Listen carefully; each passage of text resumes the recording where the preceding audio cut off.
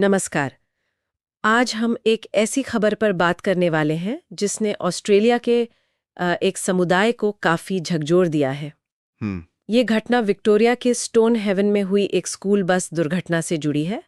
हमारे पास इससे जुड़े कुछ समाचार लेख हैं जिनमें द गार्डियन, people.com और news.com.au की रिपोर्ट्स शामिल हैं। हाँ, ये वाकई एक दुखद वाकया है और ऐसी घटनाएं अक्सर, आप जानते हैं, पूरे समुदाय पर गहरा असर डालती हैं। इन रिपोर्ट्स के जरिए हम कोशिश करेंगे कि जो जानकारी सामने आई है उसे ठीक से समझ सकें, क्या हुआ, क्यों हुआ और अब आगे क्या हो रहा है। बिल्कुल। तो चलिए इन स्रोतों के आधार पर इस पूरी घटना को परत दर परत समझने की कोशिश करते हैं। सबसे पहले ये हादसा आखिर हुआ कब और कहाँ? हाँ, तो ये घटना बुधवार 27 अगस्त 2025 की सुबह की है। समय लगभग 8:20 बताया जा रहा है। क्रिश्चियन कॉलेज जीलोंग की एक स्कूल बस थी जिसमें, जहां तक पता चला है, करीब 28 छात्र सवार थे। और ये हादसा हुआ स्टोन हेवन के पास, हम्म। जब बस फ्रेंड्स इन हैंड रोड से हम्म। हैमिल्टन हाईवे पर मुड़ रही थी। हम्म। स्रोतों में यही बताया गया है कि मोड़ पर बस पलट गई। सही कहा। ये जिलोंग शहर के पश्चिम में पड़ता है, ग्रामीण इलाका है ना। पुलिस का शुरुआती आकलन यही है कि मोड़ लेते वक्त ड्राइवर ने बस पर से नियंत्रण खो दिया, जिसके बाद बस एक रेलिंग से टकराई और पलट गई। रिपोर्ट्स ये भी बताती हैं कि ये बस का रोजाना का सुबह का पिकअप रूट था, कोई अनोखी यात्रा नहीं थी। और सबसे दुखद पहलू इस हादसे का ये है हाँ। कि इसमें एक जान चली गई। हाँ। पुलिस ने पुष्टि की है कि घटनास्थल पर ही एक छात्रा की मृत्यु हो गई थी। हाँ, ये इस हादसे का सबसे दर्दनाक हिस्सा है।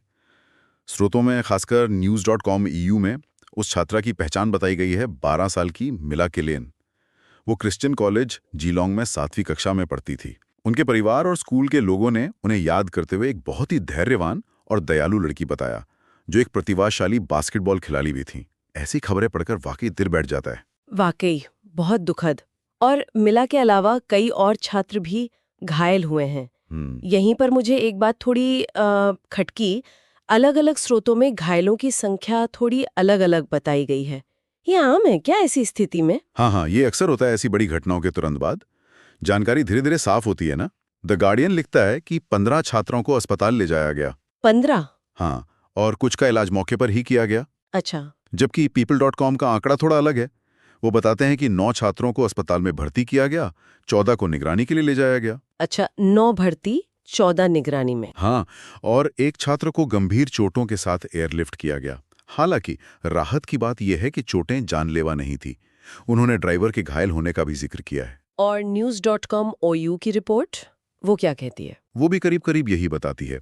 एक छात्र एयरलिफ्ट हुआ, 9 छात्रों को एम्बुलेंस से अस्पताल ले जाया गया और 14 को निगरानी के लिए। तो ये जो आंकड़ों में फर्क है, जैसा आपने कहा, ये दिखाता है कि शुरुआती घंटों में शायद कंफ्यूजन रहता है। बिल्कुल, ये दिखाता है कि शुरुआती कुछ घंटों में स्थिति कितनी तेजी से बदलती है और जानकारी अलग-अलग स्रोतों से कैसे टुकड़ों में आती है। अस्पताल अपनी जांच करते हैं, मरीजों की हालत बदल सकती है और फिर धीरे धीरे आधिकारिक आंकड़े जारी होते हैं। लेकिन इन अलग-अलग आंकड़ों के पीछे जो मुख्य बात है वो ये कि हादसा गंभीर था और कई बच्चों को फौरन मेडिकल मदद की जरूरत पड़ी। सभी स्रोत इस बात पर तो सहमत हैं। हाँ, ये बात तो साफ है। और उस 76 वर्षीय ड्राइवर का क्या हुआ? people.com ने जिक्र किया था कि उन्हें भी इलाज की जरूरत पड़ी। हाँ, स्रोतों के मुताबिक ड्राइवर को भी चोटें आई थीं, उनका इलाज किया गया और बाद में उन्हें अस्पताल से छुट्टी मिल गई। ये भी बताया गया है कि वो पुलिस की जांच में पूरा सहयोग कर रहे हैं। जाहिर है, इतने बड़े हादसे के बाद घटनास्थल पर तुरंत मदद पहुंची होगी। आपातकालीन प्रतिक्रिया के बारे में क्या जानकारी है? कैसी रही वो? रिपोर्ट्स बताती हैं कि एम्बुलेंस विक्टोरिया ने बहुत तेजी से कार्रवाई की। कई सारी एम्बुलेंस गाड़ियां और पैरामेडिक्स मौके पर भेजे गए। साथ ही, जैसा कि ऐसे गंभीर मामलों में होता है, एयर एम्बुलेंस हेलीकॉप्टर भी तैनात किए गए थे। द गार्डियन ने जिक्र किया है कि समन्वय के लिए एक फॉरवर्ड कमांड पोस्ट स्थापित किया गया था। इसका क्या मतलब है? ये कैसे काम करता है? कह सकते हैं अस्थायी कंट्रोल सेंटर बना दिया जाता है। सोचिए, इतनी सारी अलग अलग एजेंसियां, पुलिस, एम्बुलेंस, शायद फायर ब्रिगेड भी एक साथ काम कर रही होती हैं। तो ये कमांड पोस्ट उन सब के बीच तालमेल बिठाने का काम करता है। इससे यह सुनिश्चित होता है कि किसे सबसे पहले मदद की जरूरत है। अच्छा, प्राथमिकता तय करने के लिए। हाँ, बिल्कुल, ट्रायज जिसे कहते हैं, और फिर घायलों को उनकी चोट की गंभीरता के हिसाब से सही अस्पताल तक जल्दी से जल्दी पहुंचाया जा सके। अच्छा, तो ये एक तरह का on the spot management system है। और घायलों को जिलोंग के अस्पतालों में ले जाया गया जहां उनका इलाज हुआ। चोटें भी अलग अलग तरह की बताई जा रही हैं, फ्रैक्चर से लेकर सिर की चोटों तक, काफी गंभीर चोटें। हाँ, ये दिखाता है कि बस पलटने का असर कितना गंभीर हो सकता है। अलग अलग छात्रों को जाहिर है अलग अलग किस्म की चोटें आई होंगी। ये इस पर निर्भर करता है कि वो बस में कहाँ बैठे थे और टक्कर का प्रभाव उन पर कैसे पड़ा। ये तो हुई घटना और तत्काल प्रतिक्रिया की बात। लेकिन अब सबसे बड़ा सवाल उठता है, आखिर ऐसा हुआ क्यों? यहीं पर पुलिस जांच की भूमिका आती है। पुलिस किन पहलुओं पर ध्यान केंद्रित कर रही है? हाँ, तो detective senior sergeant Paul Linum का नाम द गार्डियन और people.com की रिपोर्ट्स में आया है। उन्होंने बताया है कि विक्टोरिया पुलिस की मेजर कोलिजन इन्वेस्टिगेशन यूनिट इस मामले की जांच कर रही है। ये एक विशेष यूनिट है जो इस तरह की गंभीर सड़क दुर्घटनाओं की जांच में माहिर होती है। मतलब मामला काफी गंभीरता से लिया जा रहा है। बिल्कुल। और ये यूनिट किन खास चीजों की जांच कर रही है? क्या कुछ अंदाजा लग रहा है कि जांच किस दिशा में जा रही है? देखिए, जांच अभी शुरुआती दौर में है, जाहिर है, लेकिन वो कई अहम पहलुओं पर गौर कर रहे हैं। पहला, ड्राइवर की स्थिति। क्या वो थके हुए थे या उनकी सेहत ठीक थी? ये किसी भी सड़क हादसे की जांच का एक मानक हिस्सा है, खासकर जब पेशेवर ड्राइवर शामिल हों। पर की आंखों में पड़ रही थी, ऐसी बातें भी दुर्घटना का कारण बन सकती हैं। और गाड़ी की हालत, यानी बस में तो कोई खराबी नहीं थी, ये भी देखा जा रहा होगा। बिल्कुल, वाहन की यांत्रिक स्थिति की जांच बहुत जरूरी है। क्या ब्रेक फेल हुए, स्टीयरिंग में कोई दिक्कत थी या टायर की कोई समस्या, ये सब देखा जाएगा। इसके लिए बस का पूरा मैकेनिकल निरीक्षण किया जाएगा। स्रोतों में एक और महत्वपूर्ण पहलू का जिक्र है, सीट बेल्ट। क्या छात्र सीट बेल्ट पहने हुए थे? इस पर कुछ पता चला है? हाँ, ये एक बहुत अहम सवाल है और जांच का एक मुख्य बिंदु भी। स्कूल बसों में सीट बेल्ट का उपयोग अक्सर आप जानती हैं ना, बहस का विषय रहता है।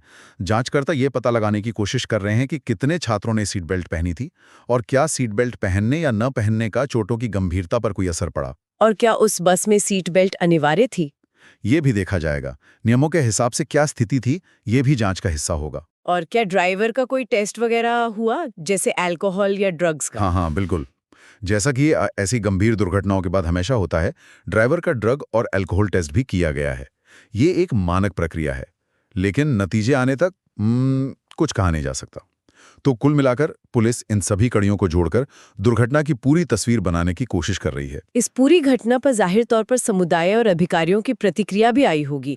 जिलोंग एक, जिसे कहते हैं, कसा हुआ समुदाय है, उन पर क्या असर पड़ा? असर तो बहुत गहरा पड़ा है।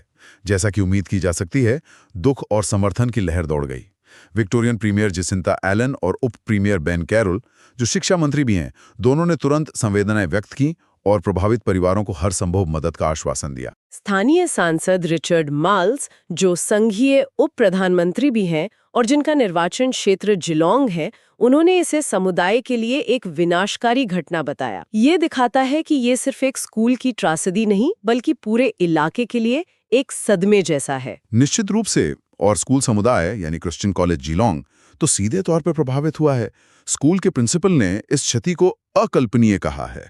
news.com.au की रिपोर्ट बताती है कि स्कूल तुरंत हरकत में आया और प्रभावित छात्रों, उनके परिवारों और यहाँ तक कि स्टाफ के लिए भी काउंसलिंग और मनोवैज्ञानिक सहायता की व्यवस्था की गई है। हाँ, ये बहुत जरूरी है। बिल्कुल, ऐसी घड़ी में इस तरह का भावनात्मक सहारा बहुत मायने रखता है। स्कूल का इस तरह तुरंत सहायता मुहैया कराना वाकई सराहनीय है। अब आगे क्या? जांच किस दिशा में बढ़ेगी और समुदाय के लिए आगे का रास्ता क्या होगा? ये साफ है कि ये एक लंबी प्रक्रिया होने वाली है। हाँ, ये एक रात में समझने वाला मामला नहीं है। पुलिस अभी भी गवाहों की तलाश में है और उनके बयान दर्ज कर रही है। उन्होंने लोगों से अपील भी की है कि अगर किसी के पास घटना के समय का डैश कैम फुटेज हो तो वो पुलिस को मुहैया कराएं। ये फुटेज अक्सर दुर्घटना के क्षण को समझने में बहुत मददगार साबित होते हैं। सही कहा। और बस की जांच का क्या? वो कब तक पूरी होगी? जैसा हमने पहले बात की, बस का विस्तृत मैकेनिकल निरीक्षण होगा, हर पुर्जे की जांच की जाएगी। इसमें समय लगता है। सीट बेल्ट के उपयोग का विश्लेषण भी किया जाएगा, किसने पहनी थी, किसने नहीं, और उसका क्या असर हुआ। इन सब में समय लगेगा। और स्कूल के स्तर पर क्या कदम उठाए जा रहे हैं? क्या वो अपनी तरफ से कुछ कर रहे हैं? रिपोर्ट्स के मुताबिक स्कूल अपनी परिवहन सेवाओं और सुरक्षा प्रक्रियाओं की समीक्षा कर रहा है। वो ये देख रहे होंगे कि क्या भविष्य में ऐसी घटनाओं से बचने के लिए कोई बदलाव किए जा सकते हैं। और जैसा बताया गया, मनोवैज्ञानिक और भावनात्मक सहायता देने वाली टीमें लंबे समय तक समुदाय के साथ काम करती रहेंगी। ये सिर्फ तुरंत राहत पहुंचाने की बात नहीं है, बल्कि इस सदमे से उभरने की एक लंबी प्रक्रिया में साथ देने की बात है। तो इन सभी स्रोतों द गार्डियन, people.com, news.com.au से मिली जानकारी को अगर हम एक साथ देखें तो स्टोन हेवन बस दुर्घटना की एक काफी स्पष्ट तस्वीर उभरती है। ये एक अचानक आई विपदा थी जिसका बहुत गहरा मानवीय असर हुआ है। एक युवा जान चली गई, कई बच्चे घायल हुए और अब एक विस्तृत जांच चल रही है। साथ ही पूरा समुदाय इस दुख से उभरने की कोशिश कर रहा है। हाँ, और ये भी साफ है कि शुरुआती रिपोर्ट्स में घायलों के आंकड़ों में थोड़ा बहुत अंतर भले ही हो, जैसा कि ऐसी स्थितियों में अक्सर होता है, लेकिन घटना की गंभीरता और उसके मूल तथ्यों पर सभी स्रोत एकमत है। मिला केलिन की दुखद मौत और कई अन्य छात्रों का घायल होना, ये इस घटना का केंद्रीय और सबसे दुखद पहलू है। जांच के जो बिंदु सामने आए हैं, ड्राइवर की हालत, मौसम, गाड़ी, सीट बेल्ट, ये सब मिलकर बताएंगे कि आखिर उस सुबह क्या गलत हुआ। इस पूरी चर्चा के बाद एक बात मुझे सोचने पर मजबूर कर रही है। अक्सर ऐसी दुखद घटनाएं हमें स्कूल परिवहन की सुरक्षा और नियमों पर फिर से सोचने को विवश करती हैं, है ना? क्या मौजूदा नियम और प्रक्रियाएं पर्याप्त हैं? ये एक बहुत जरूरी सवाल है। स्रोतों में जांच के जिन पहलुओं का जिक्र है, जैसे वाहन की स्थिति, सीट बेल्ट का उपयोग, ये सीधे सीधे सुरक्षा मानकों से जुड़े हैं। हर ऐसी घटना के बाद ये सवाल उठना लाजमी है कि क्या इससे कोई सबक सीखा जा सकता है? क्या तकनीक, नियमों या प्रक्रियाओं में कोई ऐसा बदलाव संभव है जिससे भविष्य में ऐसी त्रासदियों को टाला जा सके या कम से कम उनके असर को कम किया जा सके? और शायद इससे भी बड़ा सवाल यह है कि एक समुदाय, एक स्कूल इतने बड़े सदमे और क्षति से उभरने के इस मुश्किल और लंबे सफर पर कैसे आगे बढ़ता है। ये देखना भी अहम होगा।